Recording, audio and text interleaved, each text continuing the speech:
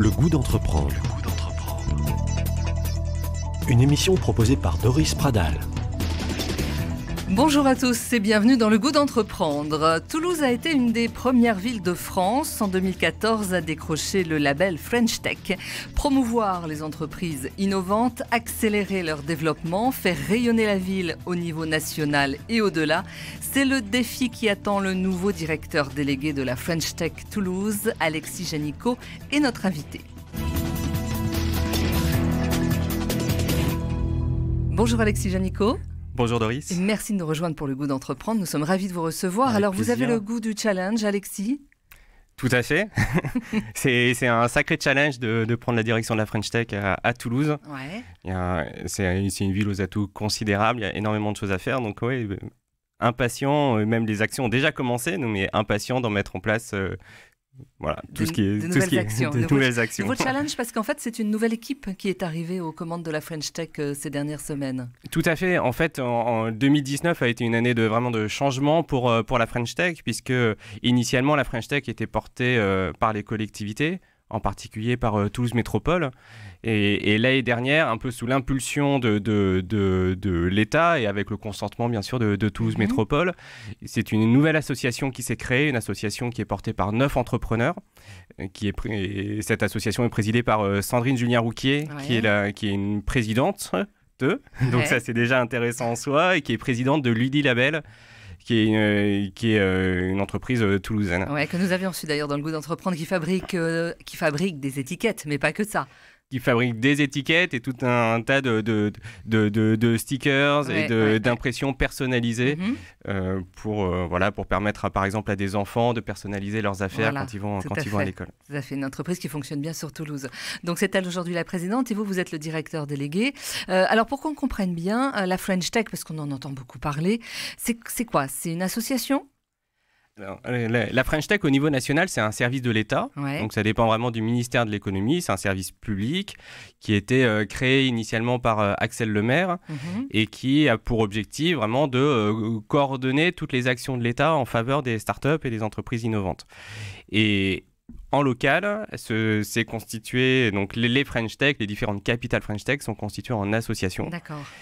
Et donc avec une logique vraiment de partenariat public-privé, avec un soutien de l'État, un soutien des collectivités et soutien des entreprises et des différents acteurs qui contribuent au développement des startups. Voilà, donc j'allais vous demander qui vous finance. Alors en fait, c'est tous ces acteurs mélangés qui vous apportent un soutien financier. Alors qui nous apportent un soutien financier d'une part et qui d'autre part permettent vraiment de fluidifier toutes les relations.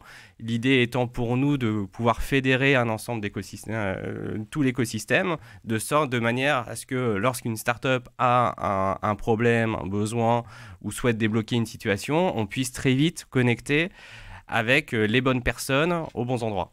D'accord. Alors, quand on parle de start-up aujourd'hui, on va parler de Toulouse et de l'Occitanie aussi, puisqu'il y a 2 antennes. Il y a une antenne sur Toulouse et il y a une antenne sur Montpellier. C'est quoi une start-up ? Alors, concrètement, aujourd'hui, la définition de la start-up, c'est le petit entrepreneur, entre guillemets, petit, c'est pas péjoratif, attention, qui se lance tout seul chez lui, ou c'est quelque chose qui commence à prendre de l'ampleur ? Alors, je pense qu'il ne faut pas réduire la start-up au petit entrepreneur dans son garage, l'image que vous avez, qui est créatif. Voilà. D'une certaine manière, Facebook, c'est toujours une start-up. C'est toujours... une start-up, c'est quoi ? C'est une entreprise qui s'appuie sur une innovation technologique et qui a un modèle économique qui est ce qu'on appelle scalable, c'est-à-dire qui peut viser des très forts taux de croissance, 30, 50%, parfois 100%, et même en faisant déjà des millions, voire des milliards d'euros de chiffre d'affaires. Et donc là, une start-up, c'est pas forcément petit. On en a par exemple sur le territoire, on a des start-up, pour reprendre votre terme, qui ont 300, 400 salariés. Et donc... on pourrait donner quelques exemples. Ce sont déjà des PME. La start-up la plus grande, d'ailleurs, quand on parle de start-up à ce niveau-là, on parle plutôt de scale-up. C'est Sigfox par exemple, le plus grand acteur sur le territoire, et puis derrière on en a plusieurs qui viennent d'ailleurs d'être promu au concours national qui s'appelle le French Tech 120, donc qui référence les 120 startups les plus performantes au sens de la croissance ou au sens des levées de fonds qu'elles ont pu réaliser. Sur le territoire, on en a 2 plus une. Deux, je vais l'expliquer. Les deux, ce sont EasyMile, qui est une startup qui produit des voitures électriques autonomes. Navettes autonomes, tout à fait. On a Ilek, qui est également un producteur, ou plutôt une plateforme de mise en relation entre des producteurs d'énergie renouvelable et des consommateurs comme nous. Et puis, on a la chance d'avoir une startup réunionnaise, RéuniWatt, qui a installé son centre de R&D, son centre d'innovation sur Toulouse. D'où le plus 1. Et donc, on est très fiers que dans le concours national, ces différentes startups aient pu être nommées. Et c'est une vraie chance pour l'ensemble de l'écosystème d'avoir des startups dont la performance est reconnue au niveau... Et qui sont devenues grandes. Et qui sont devenues grandes, voilà, tout à fait. Ça, tout à fait. Alors, donc concrètement, je suis chef d'entreprise, je crée mon entreprise, on a une petite structure, on va vous voir, qu'est-ce que vous pouvez faire pour nous ? Alors, si vous êtes en création, nous, en fait, on va surtout pouvoir vous orienter, vous permettre d'identifier quels sont les bons acteurs dans l'écosystème. Vous cherchez je sais pas, un hébergement, des locaux, vous cherchez des modalités pour financer votre innovation. Vous cherchez un accompagnement parce que, par exemple, vous avez un profil plutôt technique et pas vraiment business ou à l'inverse, et donc vous allez chercher des gens pour vous accompagner. Vous allez peut-être chercher un nouvel associé pour pas partir tout seul dans cette aventure d'entreprendre. Vous allez vous poser des questions sur la propriété intellectuelle de votre idée pour pas vous la faire piquer. Voilà, donc les questions sont très larges et nous derrière on a un historique non seulement de 6 ans de French Tech, en plus l'expertise, la connaissance des entrepreneurs qui dirigent l'association. Donc on s'appuie là-dessus pour apporter vraiment les informations. On est un peu une sorte de guichet d'orientation. D'accord, un réseau en fait. On a un réseau et donc on fédère et en fait en complément on a un certain nombre de groupes de travail, de commissions qui rassemblent des investisseurs, des structures d'accompagnement, des grands groupes qui veulent travailler avec des startups, etc. Et donc ça permet aussi de fluidifier au maximum et je trouve qu'on le fait plutôt bien en fait à Toulouse. D'accord. Alors, ça veut dire quoi ? Vous nous accompagnez, mais tout ça, ça a un coût pour le chef d'entreprise ? Alors, la French Tech, c'est une association. Ouais. Donc, pour l'entreprise, oui, il faut adhérer à l'association, même si le premier contact, on le donne volontiers, gratuitement. C'est possible de prendre rendez-vous sur le site de la French Tech et la French Tech Toulouse. On peut prendre rendez-vous et donc on prend un premier temps de prise de contact. Mais après, si l'entrepreneur veut participer à la vie de l'association, participer à des différents groupes d'entraide entre entrepreneurs et ensuite plus globalement mobiliser vraiment des outils et des programmes de la French Tech, et bien là pour le coup il faut effectivement adhérer. Et ça, donc voilà, ça c'est un coût pour le chef d'entreprise. C'est un coût. Alors c'est important. Le coût, il est plutôt symbolique. C'est de 50 à 200 € selon la taille de l'entreprise. Pour l'année. Pour l'année. D'accord. Donc voilà, c'est. Mais est-ce que vous sélectionnez les entreprises ? Est-ce que vous allez plus vers certaines entreprises hyper innovantes ou alors, j'allais dire, c'est ouvert à tout le monde ? Alors c'est ouvert à tout le monde qui veut créer une start-up ou qui l'a déjà créée, qui la dirige. Donc, les critères, ils sont relativement simples. C'est est-ce que dans votre projet ou dans votre entreprise, est-ce qu'il y a une innovation technologique ? D'accord. Oui, non. Et deuxièmement, est-ce que vous avez pour ambition de créer une entreprise qui puisse se développer au niveau européen, au niveau international ? D'accord. Oui, non. Si, en fait, on répond non à l'une de ces deux questions, a priori, le chef d'entreprise ou le porteur de projet n'est pas dans une dynamique de créer une start-up. Oui, d'accord, tout à fait. Voilà. C'est différent d'un incubateur, on n'est pas sur le même modèle. Alors, à Toulouse, mais c'est différent dans d'autres villes. À Toulouse, la French Tech ne porte pas en elle-même d'incubateurs ou de programmes d'accompagnement. Ce qui est le cas dans d'autres villes, effectivement. Ce qui est le cas dans d'autres villes. Mais pourquoi ? Parce qu'on a la chance d'avoir un écosystème qui est très riche. Il y a beaucoup de structures d'accompagnement sur Toulouse. Et donc, nous, notre rôle, c'est plutôt d'orienter vers la bonne structure d'accompagnement pour qu'il n'y ait à la fois pas de déception du chef d'entreprise et d'autre part, faire gagner du temps aux structures d'accompagnement pour pas qu'elles reçoivent des gens qui sont pas là au bon moment, au bon endroit. D'accord. Voilà. Donc c'est vraiment pour gagner en fluidité, en efficacité sur la ville et sur la région. Vous avez donc une vision d'ensemble du monde des startups, de l'écosystème sur Toulouse. Hein. Vous le disiez, en termes d'accompagnement, c'est très riche. Mais en termes d'innovation et en termes d'entreprise, on en est où aujourd'hui ? Alors aujourd'hui, sur Toulouse, on a à la fois il y a des pôles de compétences qui sont qui se développent très fortement dans l'intelligence artificielle. Par exemple, il y a le pôle Anity qui accueille des chercheurs internationaux en intelligence artificielle. On a une journée qui est prévue le 21 février sur le Deep Tech Tour, qui est en fait une journée qui est organisée par BPI France et qui vise à rassembler, à rapprocher les entrepreneurs des laboratoires de recherche. D'accord. Voilà, donc parce qu'on a un terreau de recherche. Enfin voilà, Toulouse a un ADN scientifique qui est hyper développé, et c'est pas toujours facile pour un entrepreneur d'identifier qu'une brique technologique a déjà été développée par un chercheur. Et donc toute la problématique, c'est ce qu'on appelle la valorisation de la recherche, c'est de transférer des briques qui ont pu être développées vers une logique, comme on appelle du laboratoire vers le marché, et donc de connecter des chercheurs avec des entrepreneurs. D'accord. Donc c'est l'objet de cette journée-là du 21 février, le Deep Tech Tour. Et voilà. D'accord.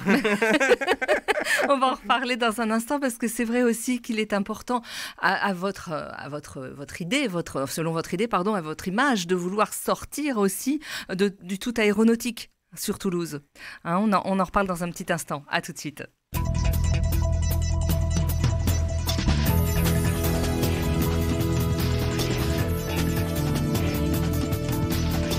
Le goût d'entreprendre, Doris Pradal. On parle d'entreprise, on parle de technologie, on parle de label, on parle du label French Tech avec Alexis Janicot qui est le directeur délégué de la French Tech à Toulouse. Et on est avec vous également. Bonjour Denis Avril. Bonjour Doris. Vous êtes un de nos consultants pour le goût d'entreprendre. Technologie, nouvelle technologie, entreprise, en fait des mots qui vont très bien ensemble. Oui, c'est vrai. Et, j'ai beaucoup de questions. Sur ce point-là, vous avez dit une start-up, c'est une entreprise qui démarre sur une innovation technologique. Alors, je comprends que vous, French Tech, vous vous adressiez à ça, mais il y a des start-up, vous ne croyez pas qu'il peut y avoir des innovations autres que technologiques ? Alors, si, c'est tout à fait possible. C'est tout à fait possible, mais le postulat de la French Tech, c'est de dire que si en fait, le levier technologique peut être très puissant pour permettre au développement vraiment à très grande échelle d'une entreprise. Mais effectivement, il y a d'autres innovations de services, les innovations d'usage. Mais chacun son domaine et chacun sa spécialité. D'accord, très bien. Donc parce que c'est votre domaine que vous disiez. C'est mon domaine, tout à fait. Une autre question que j'ai, c'est finalement, parmi tous ceux qui interviennent dans ce domaine, c'est-à-dire sur le fait de faire décoller des startups, de les aider, etc., et dont on a besoin, évidemment, il y a une foultitude d'intervenants que vous avez d'ailleurs à peu près tous cités, hein, entre les incubateurs, les pépinières, la BPI, les business angels, la région, l'IRDI, bon, et j'en passe, et les pôles de compétences, j'en passe, et des meilleurs. Et finalement, est-ce que rajouter des couches comme ça, c'est pas au contraire amener de la confusion, même si chaque acteur, finalement, dit « Vous inquiétez pas, moi je fais le lien avec les autres ». Je sais pas, quand on démarre une start-up, on a l'impression qu'on ne sait pas par où commencer. On est noyé, c'est ça en fait. C'est tout l'enjeu en fait de ce guichet d'orientation, c'est de pouvoir permettre à l'entrepreneur de décrypter l'écosystème, de savoir ce qui peut être activable pour lui, mobilisable, et de voir ça comme une chance plutôt que de voir ça comme un risque et d'avoir peur en fait d'avoir tous ces acteurs-là. Là où je vous rejoins, c'est qu'il y a parfois une overdose d'accompagnement. C'est-à-dire qu'il ne faut pas que l'entrepreneur oublie que son objectif numéro 1, c'est d'abord de trouver des clients et d'avoir quelque chose d'intéressant à leur proposer et qu'ils l'achètent. Et l'enjeu n'est pas pour l'entrepreneur de courir après les trophées, après les prix, après les structures d'accompagnement, etc. Après l'argent. Un petit peu quand même, j'imagine. Un petit peu quand même, mais voilà, l'objectif numéro 1 quand même de l'entrepreneur, enfin la personne qui doit aimer au quotidien, c'est pas son accompagnateur, c'est d'abord son client. Je suis entièrement d'accord. Voilà, donc ça peut être le risque parfois de ce trop plein d'acteurs. Mais en même temps, encore une fois, c'est une vraie chance et on le voit qu'on on est en contact avec des entrepreneurs qui viennent d'autres régions de France, voire parfois qui viennent de l'étranger, notamment notre belle région méditerranéenne, et qui s'interrogent pour venir s'installer sur Toulouse. Et là, c'est toujours un plaisir de leur faire visiter l'écosystème, de leur montrer tout ce qui existe, et ils sont souvent très intéressés par venir s'installer ici. Donnez une autre question. Oui, et votre lien avec les business angels, quand même, très souvent, ils veulent un peu d'argent quand même. Des startups pour démarrer, pour se développer, il faut de l'argent. Donc, quel est votre lien avec les business angels ? Alors, on les aime beaucoup. Déjà, enfin voilà, comme l'ensemble des investisseurs qui participent au financement des startups. Il faut juste expliquer pourquoi c'est important en fait cette phase de financement. En fait, souvent une startup développe une innovation. Pour ça, bien sûr, ça nécessite du temps. Souvent, il faut recruter des ingénieurs pour développer cette innovation. Donc, forcément, quand en plus on part de rien, ou en tout cas de feuille blanche avec un 0 € de chiffre d'affaires au départ, voilà, forcément, il faut obtenir ces financements-là. Et puis, d'autre part, on a un enjeu de rapidité. Il faut voir que les startups de Toulouse ne sont pas en concurrence avec les startups de Montpellier, de Bordeaux, de Paris. Si, d'une certaine manière, mais on est d'abord en concurrence avec les entreprises qui se développent en Chine, aux États-Unis et qui, derrière, déjà reçoivent énormément d'investissements et ont une capacité d'accélération qui est juste prodigieuse. Et donc l'enjeu, il est là en fait. Il est de faire en sorte qu'en France et en particulier à Toulouse, on arrive à trouver des leaders technologiques qui arrivent sur les marchés avant des startups chinoises, américaines et autres. Donc il est là l'enjeu en fait du financement. Donc c'est pour ça que je dis qu'on aime beaucoup les investisseurs, parce qu'au-delà du développement juste économique des startups, c'est aussi un sujet de souveraineté, un sujet de place de Toulouse, de la France dans le monde. Très concrètement, sur les investisseurs, en fait, on va publier bientôt un observatoire des startups avec un indice qui classera les différents investisseurs de la région. Parce qu'effectivement, vous en avez cité certains, mais le sujet, c'est quelle est la réalité de l'investissement aujourd'hui dans les startups. Il y a beaucoup de fantasmes, il y a beaucoup de communication aussi par les investisseurs eux-mêmes. Voilà, on va juste partir des données factuelles, réelles du financement des startups pour voir effectivement quels sont les acteurs qui financent réellement les startups. Oui, ça pose un problème d'ailleurs un peu philosophique, je trouve, notamment à la France par rapport, vous avez cité la Chine, les États-Unis, on pourrait citer la Grande-Bretagne qui a une approche aussi très très différente. Mais finalement, on a une approche, j'ai l'impression, très, très puissance publique en France. Alors, vous êtes un exemple où on associe la puissance publique à une structure qui amène des gens qui ont créé des startups et qui sont privés et qui amènent une vraie connaissance du sujet. Mais ce n'est pas le cas de beaucoup d'autres acteurs. Il y en a beaucoup, des publics, BPI, les régions, etc. Enfin, bon, on en a déjà cité. Alors que dans d'autres pays, ça se passe un peu différemment, que ce soit en Grande-Bretagne ou aux États-Unis. Les États-Unis, la seule manière, la bonne façon de faire du business, c'est d'aller au CES, et puis là, on se développe avec les contacts. Et puis, il y a des capitaux privés qui sont prêts à investir et tout, ce qui nous manque énormément en France. Donc, comment vous voyez ce mélange et un peu cet équilibre qu'il doit y avoir? Est-ce qu'il faut vraiment que la puissance publique intervienne de manière importante, ou est-ce qu'il faut au contraire simplement favoriser j'allais dire les puissances privées par rapport à la puissance publique, mais c'est plus une puissance, c'est les acteurs privés, quoi. Oui, vous avez raison, il y a une spécificité française et des équivalents à la French Tech, on n'en connaît pas beaucoup dans le monde, pour ainsi dire. J'en connais pas en tout cas. Donc je suis preneur de savoir si d'autres États ont mis autant d'énergie pour développer et soutenir la création et l'émergence de leaders technologiques. Nous, le sujet, effectivement, comme vous le dites, il y a à la fois, et c'est là où c'est l'intérêt de la French Tech, il y a à la fois une dimension politique, publique, et une dimension hyper entrepreneuriale. C'est-à-dire que toutes les actions qui sont menées par la French Tech Toulouse sont validées par des entrepreneurs et d'une certaine manière, ce sont eux qui décident si les actions sont utiles ou pas, enfin, analysent si les actions sont utiles ou pas aux entrepreneurs et s'il faut les mener. Bien sûr, on va travailler avec tous les acteurs, qu'ils soient publics ou privés. Moi, je ne regarde pas les histoires de chapelles et de